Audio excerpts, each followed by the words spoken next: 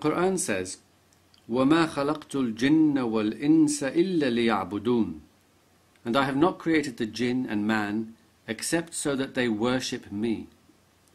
And if you don't worship him, then God says, فَأَمَّا الَّذِينَ كَفَرُوا فَأُعَذِّبُهُمْ عَذَابًا شَدِيدًا فِي الدُّنْيَا وَالْآخِرَةِ وَمَا لَهُمْ مِنَ النَّاصِرِينَ.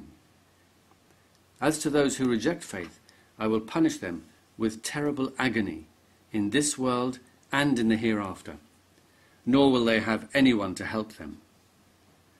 When I read the descriptions of God in the Quran, I can't help thinking that he sounds like a very needy God, a God who needs to be recognized, praised and worshipped.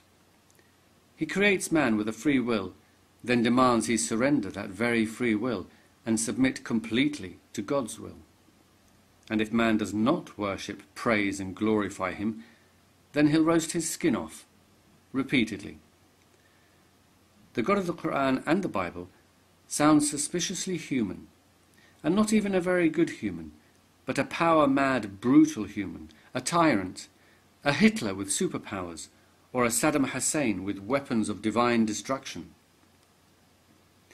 Many Muslims will tell me, what about his mercy, love and forgiveness? What about paradise? But these things are only for those who believe and worship him. Just like any human dictator, he will reward highly those who are part of his little club and obey his every command. He will smile benignly and pat his faithful slave on the head, while sadistically torturing all who refuse to submit. I don't think much of such mercy or love. That's a very easy type of love and mercy. What makes God's tyranny and brutality even worse is that, unlike earthly brutal dictators who we can unfortunately see with our own eyes, we can't see God. We have to choose between one of the many competing religions and ancient texts that claim to be God's true message. Yet, despite the understandable doubts and reservations one would naturally have, God will still burn anyone who doesn't choose the right religion. If there is a God, and if he has indeed given us a mind to think with and reason to reason with, then I cannot but come to the conclusion that the description in Islam or any other religion is simply not real.